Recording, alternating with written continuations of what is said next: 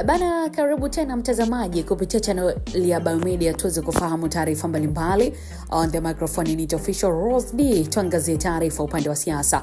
Ni mwanadada Mange ameweza kuunga mkono kauli ya Maria Sarungi baada ya kutoboa siri nzito kuhusu hatima ya kesi ya Mheshimiwa Tundu Lissu. Karibu sana mpenzi wa siasa tuweze kufahamu nini ambacho kinaendelea. Madai mapya kuhusu mwenendo wa kesi ambayo inamkabili kiongozi wa Chama cha Demokrasia na Maendeleo Chadema Tundu Lissu yameibua mjadala mpana kuhusu uhuru wa mahakama na namna mchakato wa utoaji wa haki unavyoendeshwa.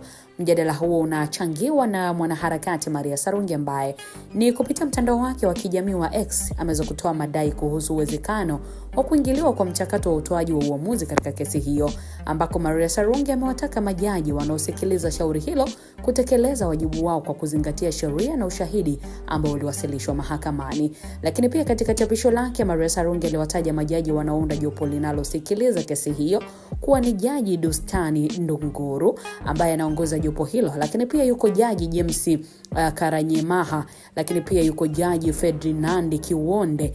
Na kwa mujibu wa madai yake ni kwamba majaji hao wanapaswa kuhakikisha kuwa uamuzi wowote utakotolewa unatokana na misingi ya sheria au na ushahidi pia badala ya shinikizo kutoka nje ya mahakama. Sasa hata hivyo pia madai hayo haijambatanishwa na ushahidi huru ambao unathibitisha kwamba majaji hao wamepokea maelekezo kutoka serikalini au taasisi nyingine yoyote.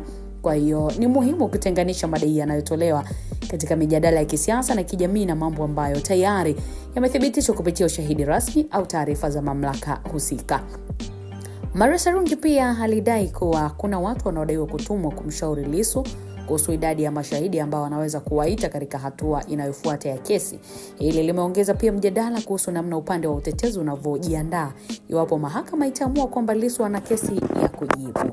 Na katika hatua za kesi za aina hii, swala la iwapo mshtakiwa ana kesi ya kujibu huamuliwa na mahakama baada ya kupitia ushahidi uliotolewa na upande wa mashtaka. Ikiwa mahakama itaona kuna msingi wa kuendelea, mshtakiwa hupewa nafasi ya kuwasilisha utetezi wake na kwa mujibu wa sheria na taratibu za mahakama.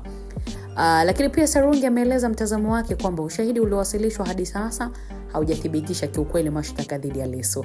Na mahojiano yamerejelea ushahidi kutoka Jambo TV ambayo kwa mujibu wa maelezo yaliyotolewa alieleza kuhusu kutohusika kwa Lissu katika baadhi ya madai yanayohusishwa na kesi hiyo. Lakini pamoja na hayo, tathmini ya ushahidi na uamuzi kuhusu uzito wake ni jukumu la mahakama. Maoni ya mtu binafsi, mwanasiasa, mwanaharakati au mtumiaji wa mitandao ya kijamii hayawezi kuchukua nafasi ya mchakato rasmi wa kimahakama. So Sarungi amewataka tu majaji kulinda uhuru, heshima na uadilifu wa mahakama, akisisitiza kuwa historia itakuwa kumbuka kutokana na maamuzi watakayoyatoa. Kauli hiyo pia inaonyesha uzito wa matarajio yaliyopo miongoni mwa wananchi na wadau wa siasa kuhusu mwenendo wa kesi hiyo. On other side, kwa upande wa Lissu, iwapo mahakama itaamua kuwa hana kesi ya kujibu, atakuwa na nafasi ya kuwasilisha utetezi wake na kuita mashahidi kwa mujibu wa taratibu za sheria. Hatua ambayo hiyo inaweza kuwa ni muhimu katika kutoa nafasi ya upande wa utetezi kujibu hoja na ushahidi ambao uliwasilishwa na upande wa mashtaka. Kesi hiyo pia imekuwa ikifuatiliwa kwa karibu kutokana na nafasi ya Lissu katika siasa za Tanzania na mvutano mpana ambao unahusisha masuala ya haki, demokrasia na utawala wa sheria. Kwa sababu hiyo basi kila hatua ya kesi imekuwa ikidhihirisha na ikizalisha mijadala ndani na nje ya mahakama.